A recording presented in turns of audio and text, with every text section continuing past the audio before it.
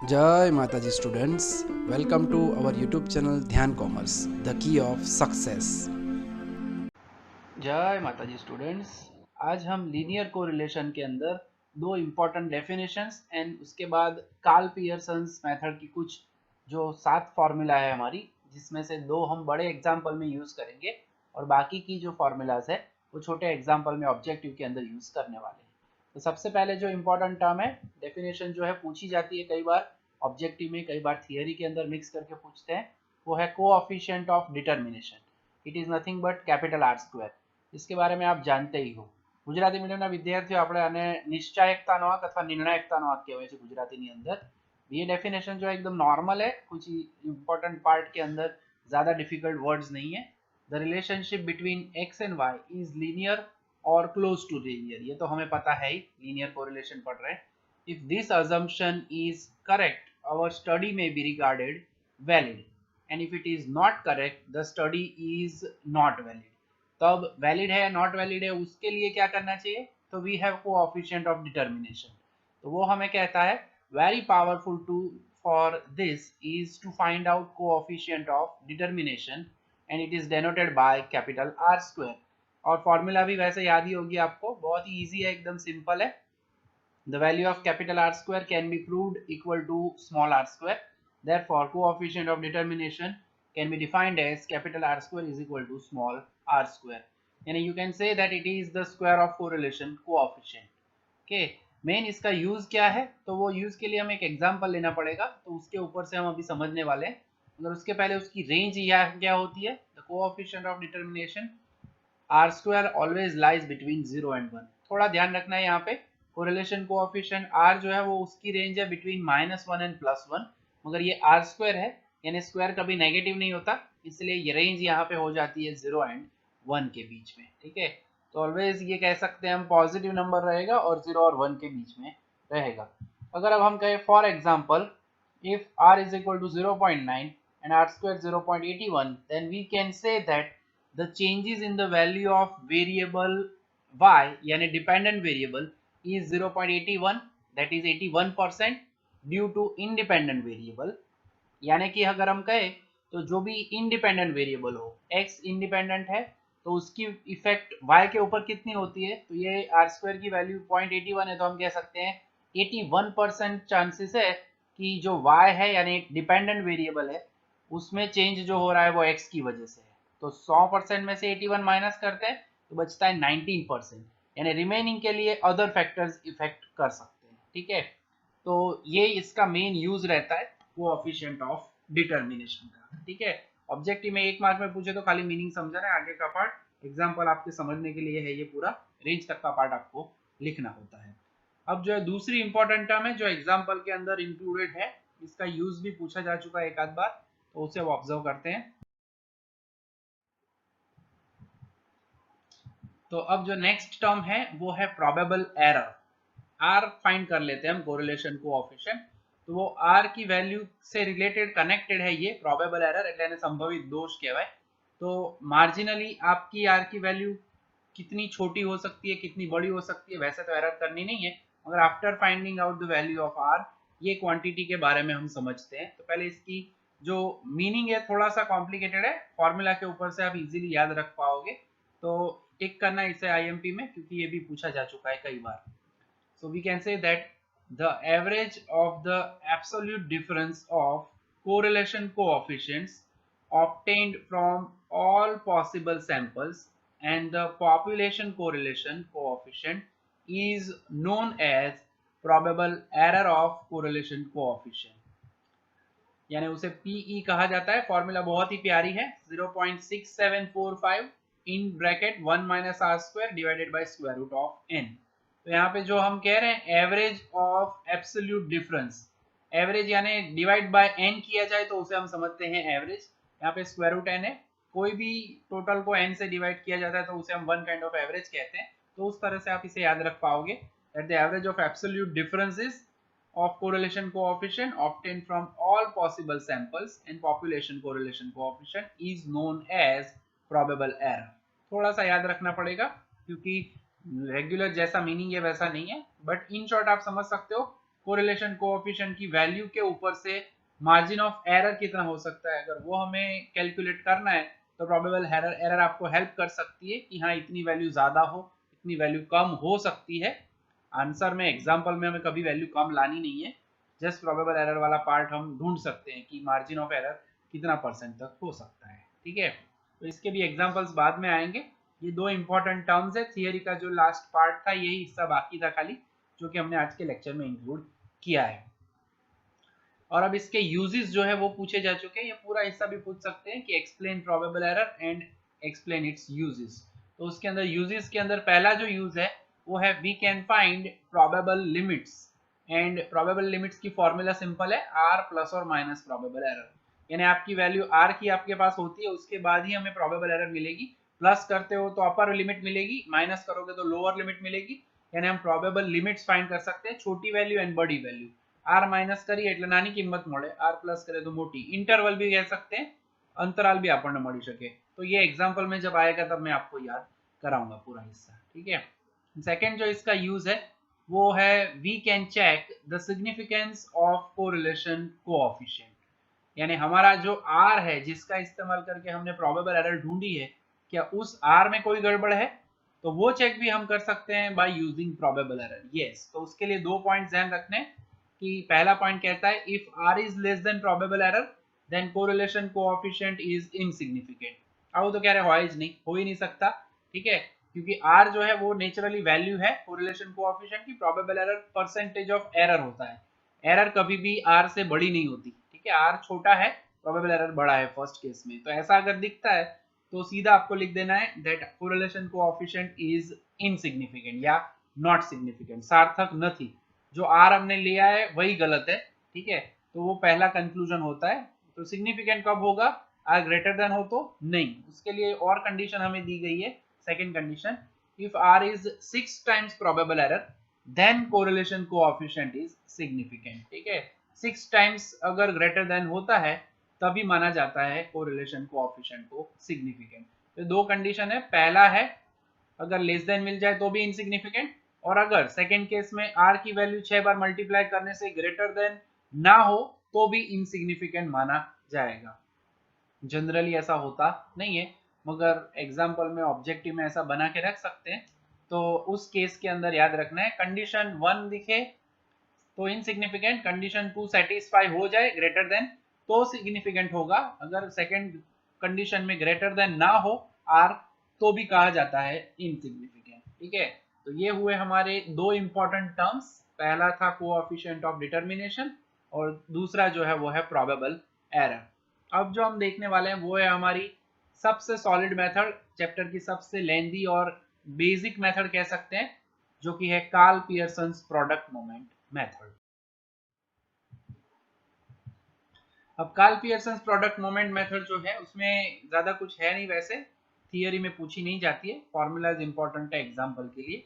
तो मेथड के अंदर Karl Pearson has given this method and correlation coefficient was defined as, Karl Pearson ji ने ही डिफाइन किया था सबसे पहले कोरिलेशन कोएफिशिएंट को, and that was defined as r is equal to covariance between variables x and y divided by standard deviation of x into standard deviation of y। Correlation coefficient में covariance को कहा जाता है COV, notation अगर कहें तो पहली formula objective में यूजफुल है वो हमें मिल चुकी है, covariance xy divided by sx into sy। अब जो है फॉर्मूला वैसे आपको फ्रेम आउट नहीं करनी है, फॉर्मूला आपने बनावानी नहीं, बट कैसे आती है उसके लिए कुछ हम स्टेप्स देख रहे हैं यहाँ पे, तो याद रखने में भी इजी रहता है। बेसिक फॉर्मूला ये है, ये पूरा जो पार्ट है फॉर्मूला का वो हमें हेल्पफुल रहने वाला है लीनियर रिग्रेशन के अंदर भी, तो खास इसे ऑब्जर्व करना है, याद रखना है।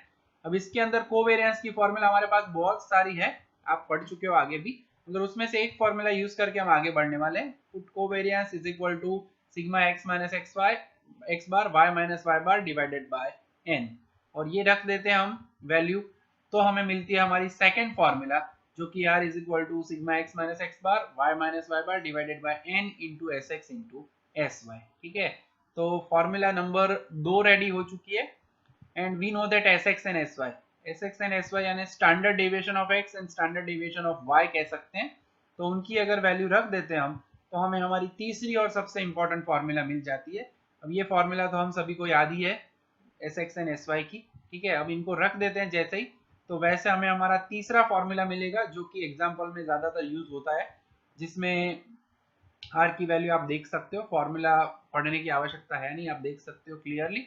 तो sigma X minus x bar Y minus Y bar in the square root divided by में sigma X minus x bar square, वैसे ही sigma Y minus Y bar square, ठीक है। तो ये जो फॉर्मूला है हमारी 3 नंबर की, कब यूज करते हैं आपको पता ही है वैसे, when x bar and y bar both are integers, જ્યારે બંને x બાર y બાર પૂર્ણાંક હોય ત્યારે જ આપણે આ ફોર્મ્યુલા યુઝ કરીએ છીએ, બરાબર છે। Otherwise we have another formula. तो 3 फॉर्मूला हो गई। उसके बाद अगर हम बात करें चौथी फॉर्मूला की, तो बेसिक है n sigma x y minus sigma x sigma y divided by in the square root sigma n sigma x square minus sigma x whole square, similarly for y। तो ये फॉर्मूला है जब normally observation छोटे दिए जाते हैं single digit में, तब इसका इस्तेमाल कर सकते हैं। अदरवाइज तीसरी फॉर्मूला आगे वाली जो देखी, उसके अलावा अब हमारे पास है 5 नंबर की फॉर्मूला, जो कि यही पूरा पार्ट है, खाली उसमें x और y की जगह पे आ जाता है u एंड v। यहाँ पे u एंड v क्या है, तो u को हम कहते हैं हमारा नया variable, where u is x minus a upon c x, a is equal to assumed mean of x, c x यानी अगर कोई नंबर कांस्टेंट कॉमन है, अगर ऑब्जर्वेशंस में सभी में 10 10 5 5, तो उससे हम डिवाइड करेंगे, तो उसे हम यहाँ पे कुछ लिखने रहे सी एक्स। ये नोटेशन फ्यूचर में भी यूज होने वाला है, तब मैं इसके बारे में और भी कहूंगा। फिलहाल नॉर्मल ऑब्जर्वेशंस के लिए सी एक्स यानी कांस्टेंट होता है, डिवाइड करते हैं। उसके बाद v अगर कहे तो y minus b upon c y, b यानी assumed mean of y, again c y यानी कांस्टेंट अगर कॉमन निकलता है सभी वेरिएबल्स में y में ऑब्जर्वेशंस में, तो उससे डिवाइड करना चाहिए। तो ये पांचवी फॉर्मूला है। मेन ये 5 फॉर्मूला थी वैसे, जिसमें तीसरी और पांचवी फॉर्मूला एग्जाम्पल में, बड़े एग्जाम्पल में यूज होती है। और अब जो 2 फॉर्मूला है वो खाली ऑब्जेक्टिव सेशन के लिए हमारे पास रहती है, जिसमें छठी फॉर्मूला हमारी है r is equal to sigma x y upon n into S x s y. जब ये 4 डेटा दिया जाए sigma x y n s x s y, तब इसका इस्तेमाल करना है। ये फॉर्मूला सेकंड नंबर की फॉर्मूला का ही सेकंड फॉर्मेट कह सकते हैं हम। और लास्ट फॉर्मूला अगर हम कहें 7 नंबर की, तो उसके अंदर भी ऑब्जेक्टिव के लिए ही है। तो r is equal to sigma x y minus n x bar y bar upon n s x into S y. तो ये 7 फॉर्मूला का पार्ट रहता है हमारा कार्ल पियर्सन मेथड में। इसके अलावा बाईवेरिएट टेबल वाला नया सेक्शन है, उसकी जब फॉर्मूला आएगी तो हम वो लेक्चर के अंदर ही समझेंगे लाइव। उस सम जब मैं बोर्ड पे करवाऊंगा उस वक्त हम उसको इंक्लूड करेंगे। तो चलिए अब हम शुरू करते हैं हमारी पहली अब हमारे आज के सेक्शन के लिए पहला सम देखने वाले हैं कार्ल पियर्सन मेथड के लिए। जय माता दी स्टूडेंट्स। लास्ट टाइम हमने स्पीयरमैन्स रैंक कोरिलेशन मेथड के एग्जांपल्स को देखा और मेथड को कंप्लीट किया, और अब जो है सम की बारी है। सम देख रहे हैं हम, फॉर्मूलाज के बारे में और 2 डेफिनेशंस के बारे में हम आगे देख ही चुके हैं, ठीक है। तो अब पहला एग्जांपल जो है वो हम देखने वाले हैं, that is some number 28। Karl Pearson method का पार्ट चल रहा है, और जब भी क्वेश्चन के अंदर मेंशन ना किया जाए कि कौन सी मेथड है, तो हम यूज करते हैं Karl Pearson product moment method, ठीक है। तो अब हमें एक्स एंड वाई दिए गए हैं, उनका हमें टोटल करना है सबसे पहले। जैसे कि हम आगे फॉर्मूला में समझा चुके हैं कि अगर x bar and y bar integer हो, तब हम यूज करते हैं एक्स बार वाई बार वाली फॉर्मूला, एल्स अदरवाइज हमें यूज करनी है यूवी वाली फॉर्मूला, ठीक है। तो पहले जो डेटा दिया गया है उसे हम ऑब्जर्व कर लेते हैं, टोटल करना पड़ेगा, और उसी के बाद हमें पता चलेगा कि इसका जो मीन हमें मिल रहा है एक्स बार एंड वाई बार, वो इंटीजर है या non integer.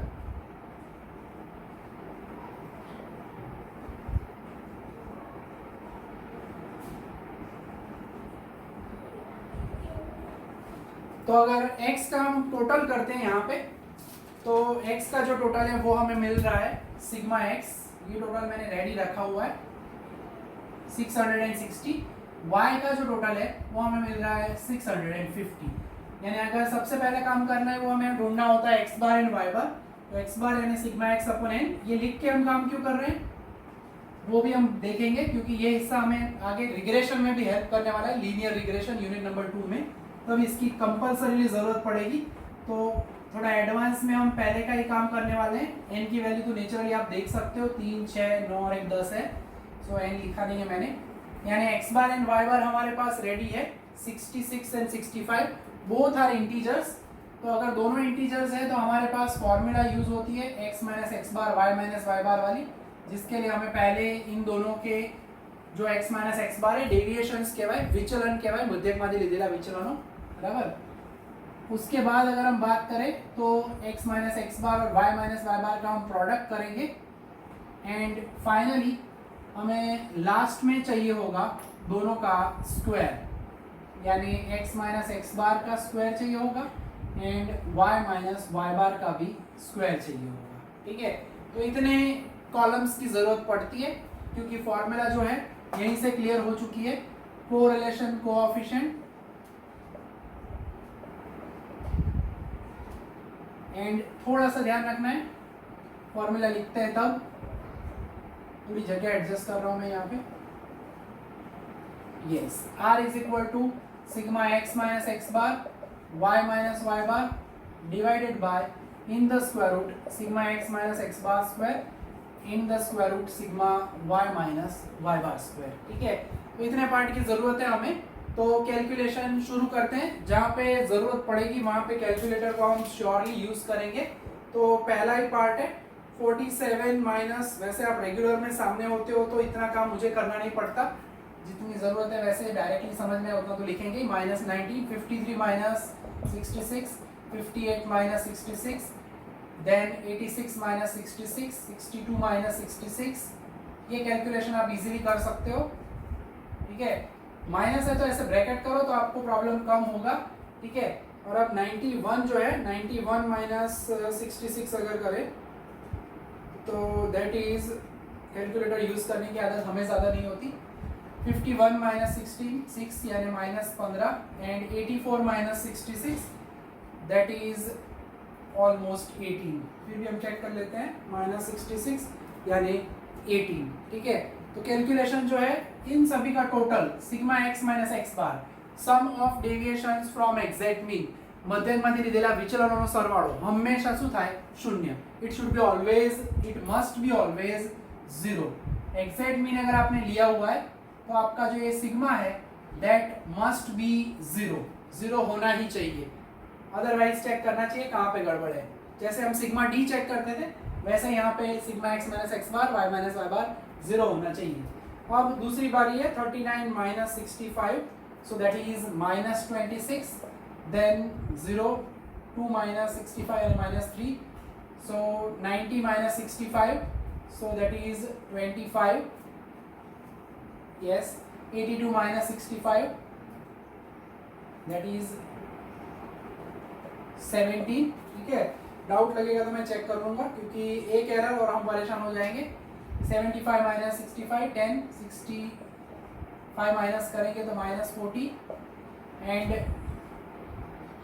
98 minus 65 that is 33, 36 minus 65 that is minus 29 and 78 minus 65 जो कि होगा 13। ठीक है, तो कैलकुलेशन के अंदर इन सभी का टोटल आप करते हो तो वो टोटल भी होगा 0। ठीक है, चेक कर लेना ज़रूरी है, तो चेकिंग ऑलमोस्ट हो जाएगा। टोटल सभी रखे हुए हैं वैसे मैंने रेडी, मगर फिर भी थोड़ा सा ध्यान रख के काम करना ज़रूरी है। अगर एक एरर आई तो हमारा एग्जाम्पल जो है वो पानी में मिल जाएगा। अब जो पार्ट है वो मल्टीप्लाई करना है, दैट इज 26 इंटू 19, 494। हमारे लिए थोड़ा कष्टदायक काम हो रहा है अभी ऑनलाइन में, क्योंकि ये टोटल्स जो है वो करने जाएँ तो टाइम थोड़ा ज़्यादा लगता है, but we have no options, so this is 500 minus 68। कृपया ध्यान दे ये माइनस है, बाकी कोई कष्ट नहीं है। 25 into 33, so that is 825, 15 into 29, minus minus becomes plus, this is 435, 18 into 13, तो वो जो आंसर है वो मिलेगा 234। सो अगर सभी का हम टोटल करते हैं तो वो टोटल जो है वो हमारी आंखों के सामने आ रहा है। सो रेगुलर लेक्चर का वेट कर रहे हैं, फटाफट काम होगा। ये काम मुझे जो करना पड़ रहा है वो करना नहीं पड़ेगा। 2704 टोटल टैली करते हुए 2704, यस इट इज।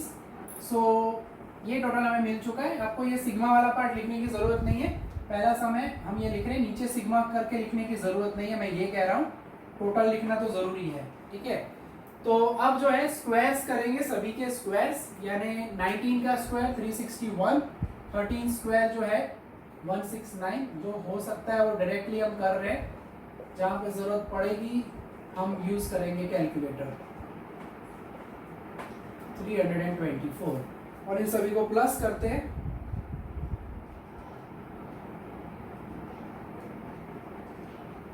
आप लोग साथ में चेक कर सकते हो अपने कैलकुलेटर के अंदर।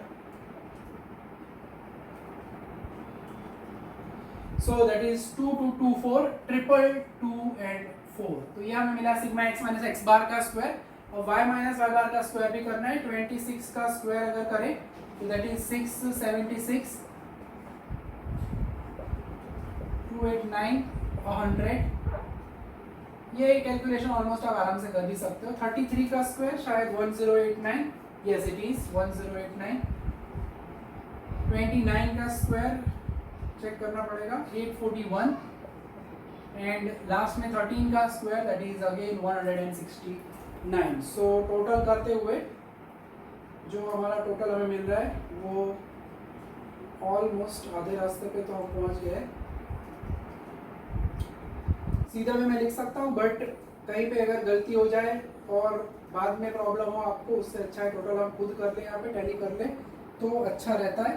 तो टोटल इज यस एक्जैक्टली 5398। तो टैली हो चुका है सब कुछ, यानी कार्ल पियर्सन जी की मेथड, पुरानी मेथड, बेसिक मेथड। ये यूज कब कर सकते हैं? When x bar and y bar both are integers, बन्ने पूर्णांक होय, पॉइंट में ना होय, नॉन इंटीग्रल नहीं होते, तभी ये फॉर्मूला यूज करनी है। Otherwise we have the formula of u v, ठीक है, not Yuvraj Singh, u and v, वो भी हम देख चुके हैं आगे फॉर्मूला के पार्ट में। सो वैल्यू रखते हुए 2704, फिर नीचे स्क्वायर रूट के अंदर 324 एंड स्क्वायर रूट के अंदर 5398। इसके बाद की कैलकुलेशन आपके ऊपर है, आप कैसे लिखते हो आंसर, सीधा लिखते हो, व्हाटएवर, कैसे भी काम करना है आप कर सकते हो। मैं कैसे करता हूँ तो मैं कुछ इस तरह से करता हूँ, 47.159 तो मैं लिख रहा हूँ 47.6। फाइनल आंसर 4 डिजिट में लिखो चलेगा, यहाँ पे 2 digit it is okay, and square root of 5398। आप इन दोनों को मल्टीप्लाई करके सीधा स्क्वायर रूट निकाल के भी लिख सकते हो, तो ऐसे भी कर सकते हैं। मैथमेटिक्स है, बहुत सारे ऑप्शंस अवेलेबल है कैलकुलेशन के, जिसके अंदर से आप कोई भी एक ऑप्शन सिलेक्ट कर सकते हो। इसके अंदर मैं क्या करता हूँ तो मैं सीधा डिवाइड करूंगा 2704, दोनों नीचे है जो, वो मल्टीप्लाई करके मत लिखो, कोई जरूरत नहीं है, सीधा 47.16 ये जो आंसर है उसको लिखने की जरूरत नहीं है, उसे मैं फिर इससे डिवाइड करूंगा। अब मैंने ना पहला डिवाइड करो, जो पार्ट होते हुए ना आना डिवाइड करो, यानी अब मैं डिवाइड करने वाला हूँ 73.47 से। तो जो मुझे आंसर मिल रहा है वो है 0.7804, यानी बुक के अंदर 2 डिजिट में लिख रहे हैं 0.78, ठीक है। या फिर ऊपर का मल्टीप्लाई करो, नीचे करो, कैसे भी कर सकते हो। इसके बाद वाला स्टेप मैथमेटिकल कैलकुलेशन है, डू कैसे भी कर सकते हो, कोई कष्ट नहीं है। आंसर जो है वो प्लस आ रहा है, प्लस आंसर है तो लिखना चाहिए पॉजिटिव कोरिलेशन, ठीक है। तो एकदम बेसिक सा प्यारा सा एग्जांपल्स है।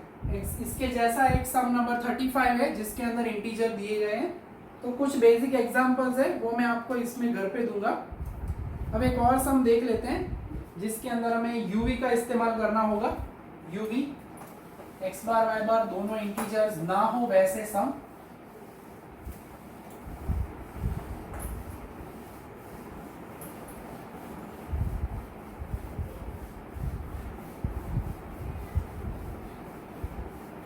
प्रॉपर फॉर्मूला का use, proper formatting, and you will get full marks.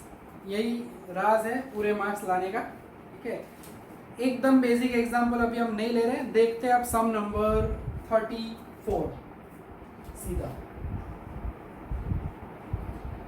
वैसे थोड़ा सा इंपॉर्टेंट है,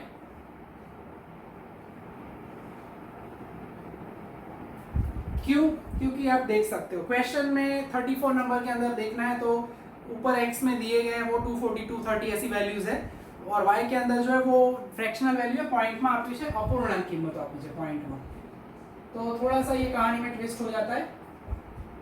x y टोटल करना पड़ेगा पहले हमें।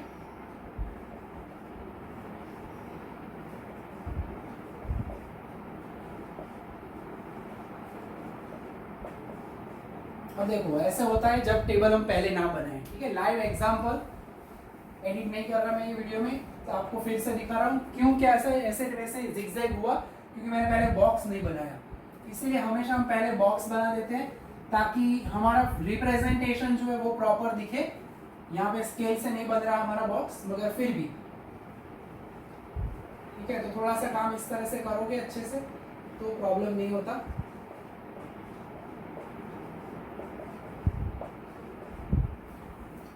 उसके बाद y के अंदर है, पॉइंट्स में वैल्यू दी गई है।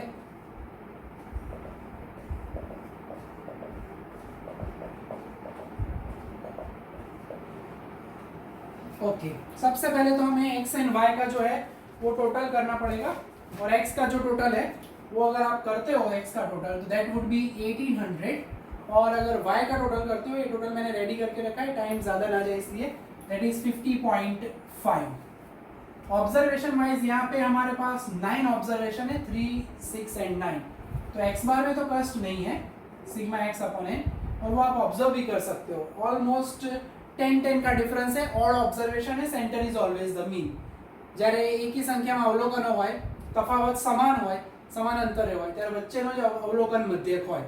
ये बेसिक ऑब्जर्वेशन है, मीन से रिलेटेड जो आप कैरेक्टरिस्टिक 11th स्टैंडर्ड में पढ़ चुके हो उसमें आता था, ठीक है। ओके नो डाउट, कोई प्रॉब्लम नहीं है अगर याद नहीं आ रहा है तो एग्जैक्ट मीन जो है हमें मिल रहा है 200।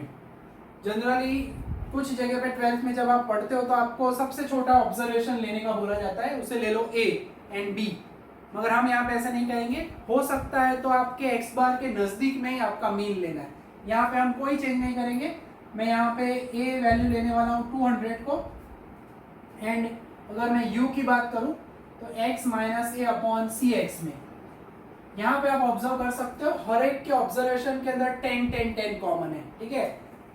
200 अगर मैं लेता हूँ सपोज यहाँ पे एक ऑब्जर्वेशन में, यहाँ पे 200 टैली कर लेने का, चेक कर लेने का, मैं 240 रखता हूँ सपोज फॉर एग्जांपल, 240 माइनस 200 यानी आंसर क्या होगा 40। सो हर एक के अंदर ऐसे होगा 40, 30, 20, 10, 0, -10, -20, यानी we will divide it by 10, यानी सी एक्स की वैल्यू मैं क्या लूंगा 10, यानी सभी ऑब्जर्वेशंस में कोई एक नंबर कॉमन हो तो हम ये पार्ट यूज करते हैं हमेशा। तो हमारा u जो है वो बनेगा x माइनस 200 डिवाइडेड बाय 10। तो हम u एंड v का पार्ट जो है वो यहाँ पे नीचे ही मेंशन कर देते हैं हर बार, तो ऊपर आपको लिखने की जरूरत नहीं है पूरा ये u v करके, सीधा हमें u लिखना है x माइनस 200 डिवाइडेड बाय 10, और इसमें कोई कष्ट भी नहीं होगा, सीधा सीक्वेंस आएगा 4 3 2 1 0 -1 -2 -3 एंड -4, एंड सिग्मा u 0 होगा। क्यों होगा? क्योंकि जो एग्जैक्ट मीन है वही हमने क्या लिया हुआ है अज्यूम्ड मीन, ठीक है। थोड़ा सा पैटर्न बदलना है, अगर 12th में आप ऐसा करते थे छोटा ऑब्जर्वेशन ले लो ताकि कोई नेगेटिव वैल्यू ना मिले, तो ऐसा नहीं करना है, माइनस भी होगा प्लस भी होगा, नंबर्स है, दोनों की आदत रखनी जरूरी है। तो अब से थोड़ा सा कॉन्सेप्ट चेंज करो, अगर आपने इस तरह का काम पहले नहीं किया है तो एग्जैक्ट मीन के अड़ोस पड़ोस की कोई वैल्यू लेनी चाहिए। कैसे? तो y बार में जाते हैं, अगर y बार की बात करें तो सिग्मा y अपॉन n यानी 50.5 डिवाइडेड बाय 9, अगर इसका अप्रोक्सीमेट वैल्यू देखें तो that should be 5.61, I think 5.61 value उसकी आती है, यस। तो अब क्या करेंगे इसके लिए मैं b जो है इसी में से कोई एक वैल्यू लेने वाला हूँ टेबल में 5.61, 2 डिजिट तो नहीं ले सकते, यहाँ पे एक ही डिजिट है, 5.6 लेंगे हम, मगर अंदर 5.6 तो नहीं है, तो क्या करेंगे 5.5 लेंगे, उससे नजदीक की कोई भी वैल्यू। आप 5.5 लो या 50 लो, कोई भी वैल्यू आप ले सकते हो। a and b are simply our assumed mean, ये अपना धारेला मध्यक है। अज्यूम का मतलब अज्यूम्ड, कोई भी ले सकते हो। अगर आपको चाहिए a तो इसके अंदर मैं a 5000 लेके भी कैलकुलेट कर सकता हूँ, मगर 5000 लेंगे तो कैलकुलेशन क्रिटिकल हो जाती है, ठीक है। 5 करोड़ लेके भी करो कैलकुलेशन होगी, कोई भी वैल्यू आप ले सकते हो, मगर हम ज़्यादातर क्या करते हैं जो हमारा x बार हो उससे नज़दीक की वैल्यू लेनी है, ज़्यादा वाली लो या कम वाली कोई फ़र्क पड़ता नहीं है, ठीक है। एंड इसके अलावा अगर एक मेन पॉइंट की बात करें, यहाँ पे सभी में पॉइंट है, यानी नॉन इंटीग्रल वैल्यू है, यानी अगर मैं b is equal to y minus b लेता हूँ, यानी y माइनस 5.5, फॉर एग्जाम्पल मैं 4.2 माइनस 5.5 करता हूँ, तो वो जो है वो मुझे मिलेगा माइनस 1.3। अब कार्ल पियर्सन जी ने ये मेथड क्यों बनाई थी? सम करने के लिए। या आप ये मेथड क्यों यूज करते हो? बताया गया है कि x bar y bar integer हो तो वो यूज करो, ना हो तो ये यूज करो। ऐसे तो उनका ऑब्जेक्टिव क्या था कि अगर x bar y bar integer है तो आपका आंसर इजीली मिल सकता है, मगर अगर कैलकुलेशन थोड़ी सी क्रिटिकल है, ऐसी फ्रैक्शनल वैल्यूज है पॉइंट्स में, तो उस कैलकुलेशन को इजी बनाने के लिए नजदीक का कोई मीन ले लो, अज्यूम्ड वैल्यू, और उससे कैलकुलेशन करो, ताकि आपकी आंसर लाने की प्रोसीजर में आपको इजीनेस रहे। तो उन्होंने मेथड ये दूसरी यूवी वाली इसीलिए दी है ताकि हम इजीली कैलकुलेशन कर पाए। बाकी कॉन्सेप्ट भी सही है कि एक्स बार इंटीजर ना हो या वाई बार इंटीजर ना हो या दोनों ही इंटीजर ना हो, पूर्णांक कोई एक ना हो अथवा बनने ना हो, यार यूज करिए, वो तो आप याद रखने के लिए फॉर्मूला में लिखते ही हो। बाकी ओरिजिनल ऑब्जेक्टिव क्या था? तो ओरिजिनल ऑब्जेक्टिव उनका ये था कि कैलकुलेशन जो है फॉर्मूला का इस्तेमाल करके वो इजी बने, इसलिए उन्होंने हमें ये फॉर्मूला दी थी। ठीक है, तो v के लिए हम सिंपली ऐसा नहीं लिखेंगे, हमें उसको इंटीजर बनाना है, यानी 0.1 है तो मैं 10 से मल्टीप्लाई करूंगा। ठीक है, तो 10 से मल्टीप्लाई करते हैं उसे, simply we will write it as 10 into y minus B.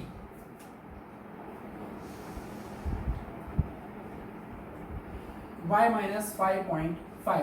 तो इस पार्ट का इस्तेमाल करके हम आगे कैलकुलेशन करेंगे। और इसके अंदर अगर आपको cy लिखना है तो आप लिख सकते हो cy इज नथिंग बट 1/10। ठीक है, वैसे cx cy इसमें ना लिखो तो भी चलता है, ये पार्ट हमें बाद में फ्यूचर में जरूरत पड़ेगी। ठीक है, नॉर्मली हम अभी सिंपली इतना ही लिखेंगे, x माइनस जो a है divided by x minus 200 divided by 10, simple अभी हम लिखते हैं। cx cy का जरूरत अभी यहाँ पे नहीं है, वो नेक्स्ट मेथड जो है उसके अंदर में जब जरूरत पड़ेगी तब वापस लिखवाऊंगा। ठीक है, तो इसमें फिलहाल अभी मत लिखो cx cy, चलेगा। तो v is equal to 10 into y minus 5.5। Calculation में 42 माइनस 55 यानी माइनस 13 होगा, 49 माइनस 55 माइनस 6 होगा, 50 माइनस 55। ये मैं क्या कर रहा हूँ, तो मल्टीप्लाई करते हो 10 से तो पॉइंट निकल जाएंगे, इसलिए सीधी कैलकुलेशन हो जाएगी। 60 माइनस 55 हो जाएगा, 62 minus 55, 6.6 minus 5.5, then into 10, that means integral. So 12 होगा, 0 होगा, 6.1, 6 होगा एंड 4 होगा। ठीक है, और टोटल इसका अब हमें करना पड़ेगा, चेक कर लेंगे। तो वो जो है थोड़ा सा ध्यान रखना, पहले प्लस वालों को प्लस करो, कष्ट होता है तो, मगर करना इसी तरह से, ऐसा नहीं करना कि माइनस वाली वैल्यूज को हमने छोड़ दिया, आई मीन सभी पॉजिटिव वैल्यूज ले ली। सो माइनस 13 माइनस 6 माइनस 5, सो जो हमें अल्टीमेटली टोटल मिल रहा है, and that total sigma we is 10। ठीक है, सिग्मा वी की वैल्यू हमें क्या मिलने वाली है, 10 मिलेगी। अब उसके बाद हमें करना है u इंटू वी। सो सभी माइनस ही हो रहे हैं, अब ये तो आपको आता ही है इसलिए मैं बोल बोल के नहीं कर रहा हूँ। यू कैन डू इजीली, खाली एक ध्यान रखना, यहाँ पे एक वैल्यू बीच में जो है वो प्लस दी गई है, बाकी की सभी वैल्यूज जो है नेगेटिव है, और इसका अगर आप टोटल करते हो sigma u v, that would be minus 121। अब करेंगे स्क्वायर्स,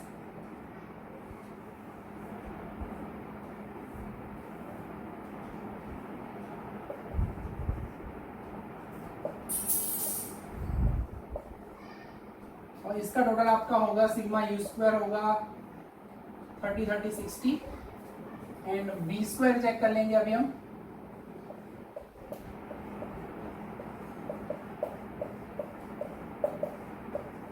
और जो सिग्मा वी स्क्वायर है वो सिग्मा वी स्क्वायर हमें मिलने वाला है 500। ठीक है, तो ऑलमोस्ट कैलकुलेशन में थोड़ा सा नया पार्ट है, डिवाइड क्यों किया हमने 10 से, शॉर्ट में कहे तो कॉमन 10 10 है, अगर 2400 2300 होता तो 100 से डिवाइड करते। इन शॉर्ट जो भी मल्टीप्लिकेशन में एक्स्ट्रा पार्ट है सभी में कॉमन होना चाहिए, उससे हम डिवाइड कर सकते हैं।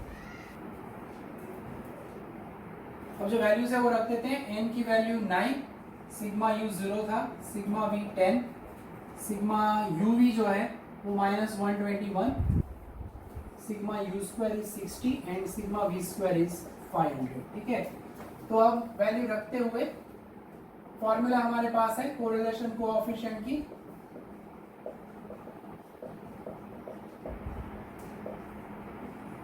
N sigma u v, sigma u sigma v, थोड़ा सिग्मा ठीक ठाक करने का, इन द स्क्वायर रूट, पहले यू वाला हिस्सा n sigma u square minus sigma u whole square, in the square root n sigma v square minus sigma v whole square. ठीक है, वैल्यू रखते हुए 9 into minus 121, this is 0, this is 10, थोड़ा सा संभाल के वैल्यू रखनी, गड़बड़ ना हो जाए। एन यानी 9, sigma u square is 60, again 9, sigma v square यानी 500। सो 121 इंटू 9 अगर करते हैं हम कैलकुलेटर के अंदर तो दैट इज 1089 माइनस 1089, नीचे होगा 540, पीछे वाला जो हिस्सा है उसमें होगा 4500 माइनस 100। सो ऑलमोस्ट कैलकुलेशन जो है इजी है, विद कैलकुलेटर करना है तो कोई कष्ट होता नहीं। Square root of 540 into square root of 4400 होगा।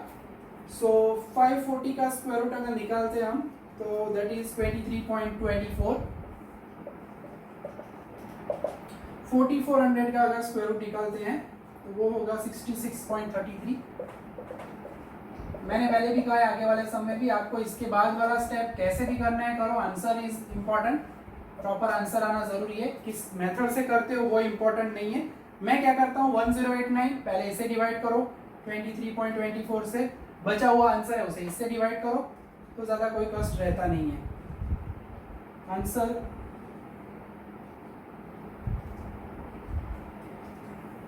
डिवाइडेड बाय 66.33, तो 0 पॉइंट मिल रहा है आंसर, माइनस रहना जाए 0.7065 यानी 65 ऑलमोस्ट कह सकते हैं 7065, तो माइनस आंसर मिल रहा है तो हम लिखेंगे नेगेटिव कोरिलेशन।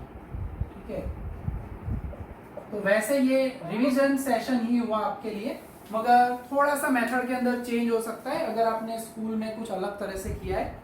जैसे मैंने कहा था इस सब में भी कुछ लोग ए एंड बी के लिए फिक्स पैरामीटर रखते हैं, सबसे छोटी वैल्यू ले लो, मत करना है ऐसा। सेंटर का जो आपका एक्स बार वाई बार मिले उसके आसपास की कोई भी वैल्यू आप ले सकते हो, या कोई ऑब्जर्वेशंस रिपीट होते हैं ज़्यादा तो वो भी ले सकते हो। अवलोकन पुनरावर्तन થતું હોય તો એ લેવાય ए बी, अथवा तो नाना मनानी किंमत नहीं, एक्स बार वाई बार नजीकनी किंमत लेवी। तो दो ही सम आज हम कर रहे हैं फिलहाल, नेक्स्ट टाइम इंपॉर्टेंट एग्जांपल्स करेंगे। पहला ये ऑलमोस्ट बेसिक हमारी फॉर्मूला समझी हमने, एक दो डेफिनेशंस देखी, और अब जो पार्ट है वो ये एग्जांपल्स के देखे। घर पे आपको मौका मिलेगा सम करने का, बहुत सारे समय से दिए हैं प्रैक्टिस के लिए उन्होंने, जिसमें से सभी तो मैं नहीं देता, मगर सम नंबर एक आपको करना है 30, और उसके बाद आप करोगे सम नंबर 35। ठीक है, दो सम आप करोगे स्माइल के साथ एकदम। ठीक है, ज़्यादा सम हम नहीं दे रहे, यानी दो अभी किए हैं और दो आपको होमवर्क में करने हैं। ठीक है, रेगुलर काम करते रहो, यहाँ तक का काम आज रखने वाले हम। जय माता जी, thank you. Please like, subscribe, share and press bell icon for notification. Thank you.